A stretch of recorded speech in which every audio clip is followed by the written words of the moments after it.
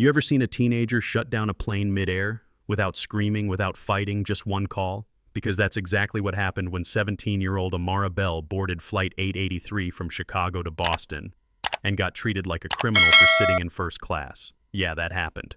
But let me back up a sec. That morning, Amara stood in Terminal C with a backpack older than her and a Harvard interview letter that still smelled like her grandma's incense. Raised in South Side Chicago by her grandmother after her parents died in a house fire when she was 8, Amara had been through more life than most folks twice her age. She didn't complain, though. She worked 3 part-time jobs, saved every dime, and wrote her college essays between diner shifts and tutoring gigs. When she got that early interview invite to Harvard, with a full scholarship that even covered travel, she thought the hardest part was behind her. Turns out, the turbulence wasn't in the air. It was standing at the aircraft door, holding a tray of ginger ale and judgment. As soon as she stepped onto the plane, things turned.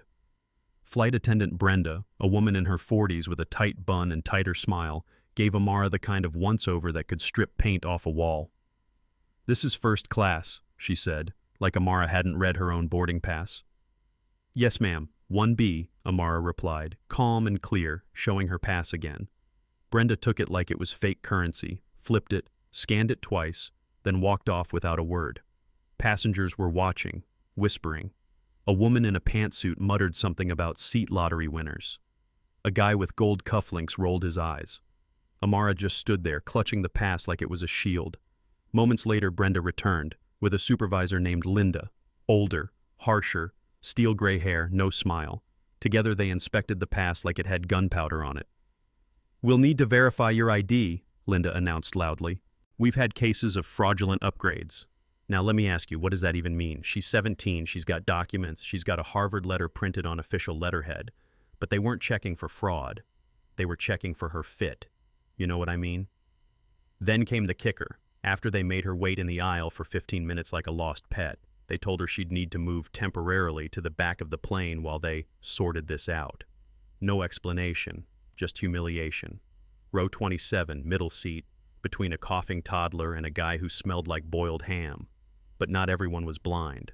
An older gentleman in 2C, Mr. Wallace, saw it unfold.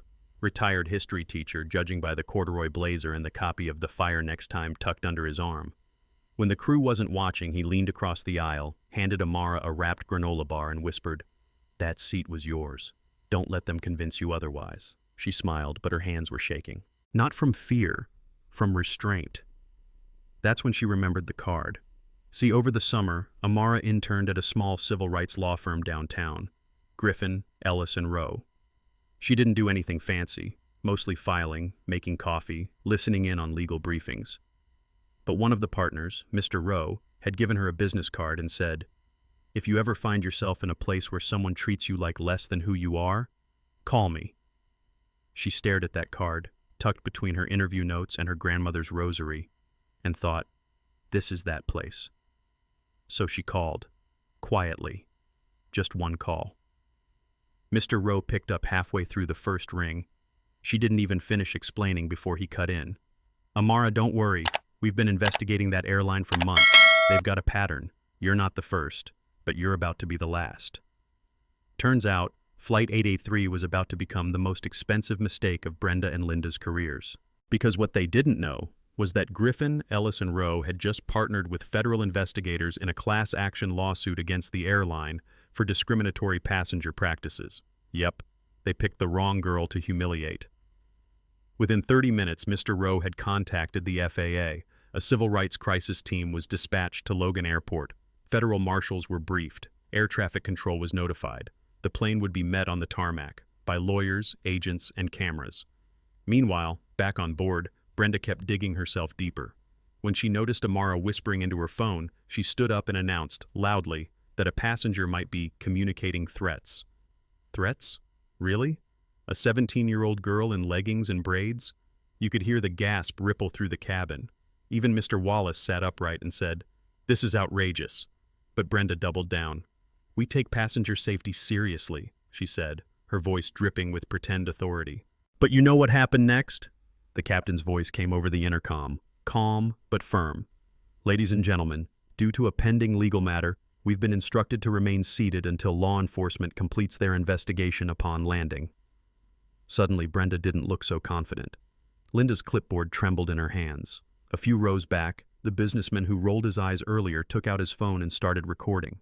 When the plane touched down, it didn't taxi to the gate. It rolled straight to a remote runway where black SUVs and legal teams were already waiting. Brenda and Linda were escorted off in handcuffs. Amara? She was met by the head of the investigation, who personally apologized and told her that her courage would help protect thousands of future passengers. But here's the twist they never saw coming. Amara wasn't just some scholarship kid. She was the daughter of Malcolm Bell, a late civil rights activist who once took on a major telecom for redlining internet access in poor neighborhoods. And Roe? He was Malcolm's protege. The airline had unknowingly targeted the very person with the power to destroy them legally, morally, and publicly. Within weeks, videos from the flight hit social media. Flight 883. Shame trended for days.